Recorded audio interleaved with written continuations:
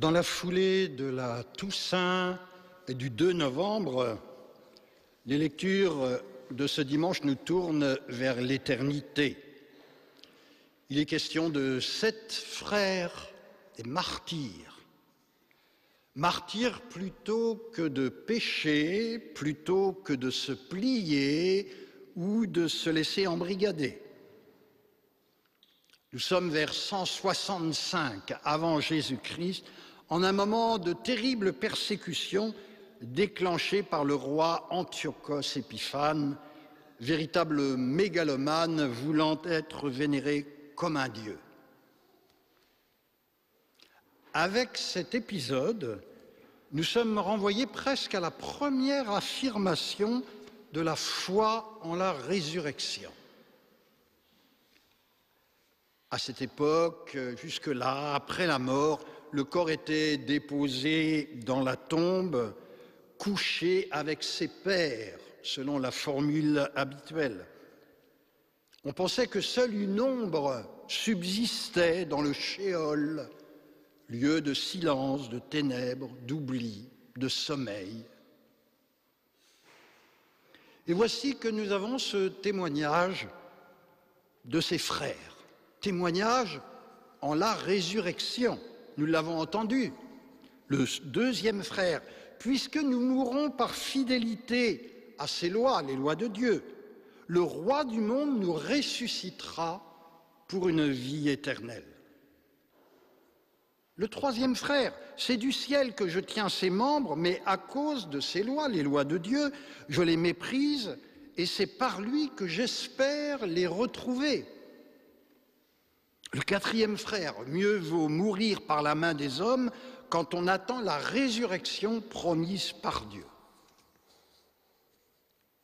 C'est une page du second livre des martyrs d'Israël qui est magnifique et comme vous avez pu le constater, on nous parle de 7 frères, on s'arrête à 4. Je vous invite beaucoup à lire l'ensemble du texte, à voir le témoignage de ceux qui suivent. On va jusqu'à 7.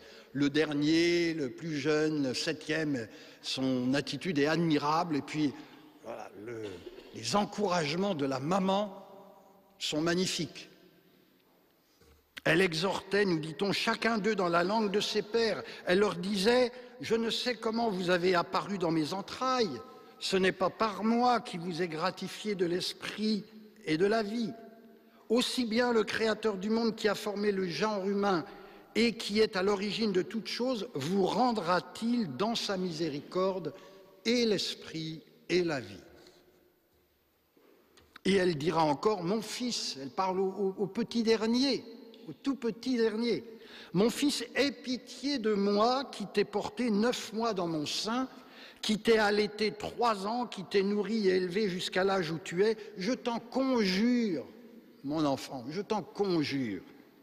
Ne crains pas ce bourreau, mais te montrant digne de tes frères, accepte la mort afin que je te retrouve avec eux dans ta miséricorde, dans la miséricorde, afin que je te retrouve avec eux.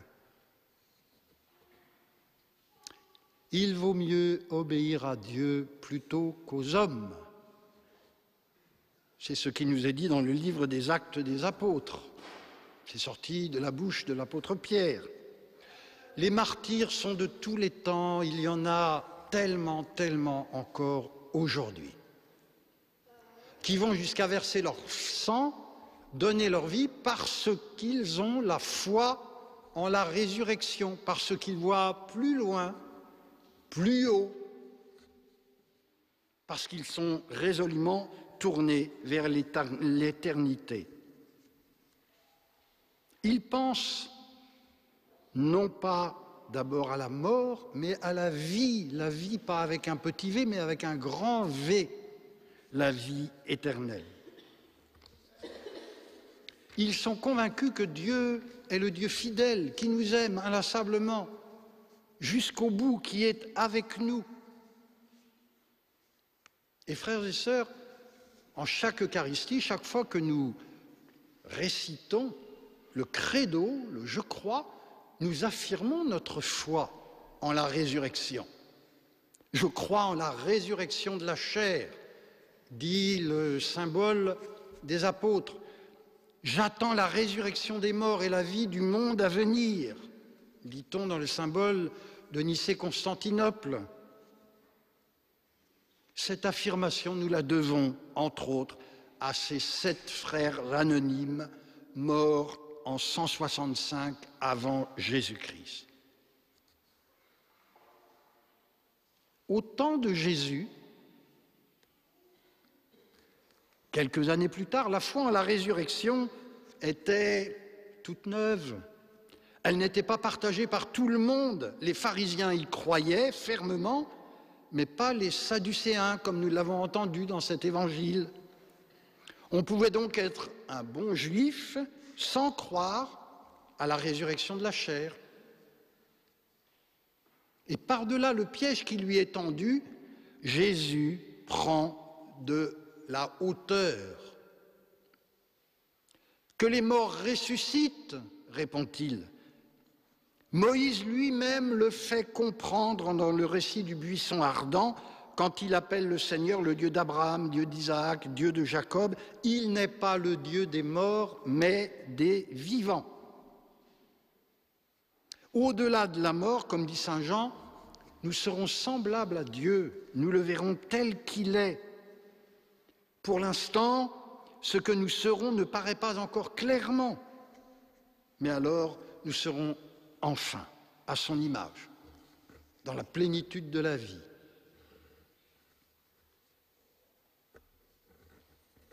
Il n'est pas le Dieu des morts, mais le Dieu des vivants. Est-ce que nous sommes vivants?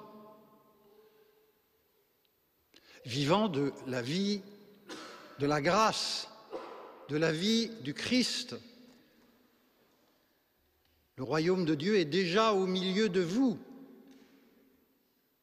Est-ce que nous sommes vivants de cette vie-là, tournés vers les réalités du ciel, non pas celles de la terre, comme il est dit dans l'Épître aux Colossiens?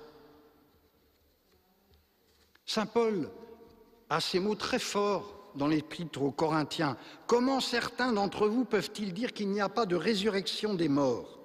S'il n'y a pas de résurrection des morts, le Christ non plus n'est pas ressuscité. Mais si le Christ n'est pas ressuscité, alors notre prédication est vide, vide aussi notre foi.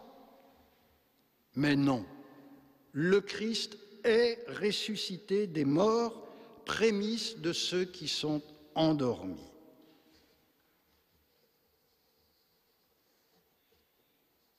Est-ce que nous le croyons au point que cela nous fasse vibrer et que cela nous fasse vivre avec un grand V? Et il est bien question de la résurrection de la chair, de tout nous-mêmes,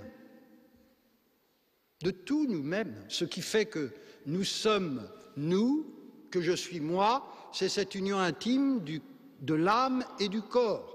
Et c'est cette union intime, cette âme et ce corps qui sont appelés à la résurrection, à la plénitude de la vie. Le catéchisme de l'Église catholique, au numéro 1015, nous dit très clairement « La chair est le pivot du salut ». Nous croyons en Dieu qui est le créateur de la chair. Nous croyons au Verbe fait chair pour racheter la chair. Nous croyons en la résurrection de la chair, avènement de la création et de la rédemption de la chair.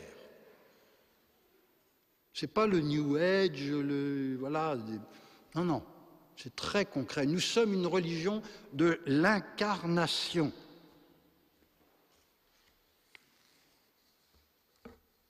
Appelée à la vie éternelle. Voilà.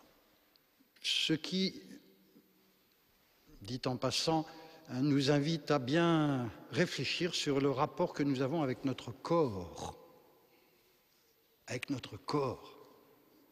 Est-ce que notre corps est un absolu et voilà, on le bichoune, on le dorlote, dans des coquetteries à n'en plus finir, comme si c'était un absolu? Bon.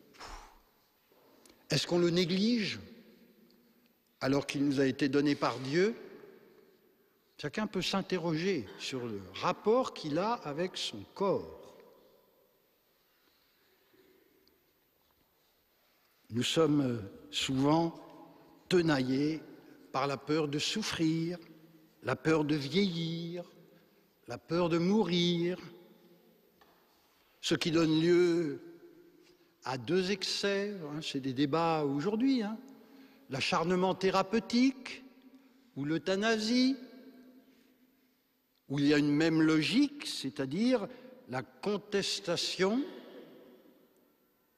du fait que la vie nous vient de Dieu, qu'elle est don de Dieu, une contestation de la mort naturelle qui va être une Pâque pour nous faire entrer dans la vie éternelle. Nous sommes l'œuvre de Dieu. Il s'agit donc pour nous, ici-bas, de nous rappeler que nous sommes des pèlerins, des hôtes de passage, d'être tournés vers le ciel. J'aime beaucoup cette phrase du cardinal Newman qui dit « Ne craignez pas que votre vie prenne fin, craignez plutôt qu'elle n'ait jamais de commencement. » Il s'agit de vivre de la vie du Christ. Frères et sœurs, comment ressusciterons-nous? Ce comment dépasse notre imagination, notre entendement. Il n'est accessible que dans la foi. Mais notre participation à ce grand mystère de l'Eucharistie nous donne déjà un avant-goût de la transfiguration de notre corps par le Christ. De même que le pain, après avoir reçu l'invocation de Dieu, n'est plus ordinaire, mais Eucharistie, qu'il est vraiment le corps du Christ, de même, nous aussi, et Jésus nous l'a dit, si nous mangeons de ce pain, nous vivrons éternellement.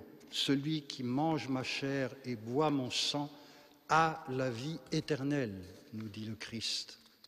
Puissions-nous être toujours animés du désir d'aller au ciel et de vivre déjà ici-bas de la joie du ciel. Amen.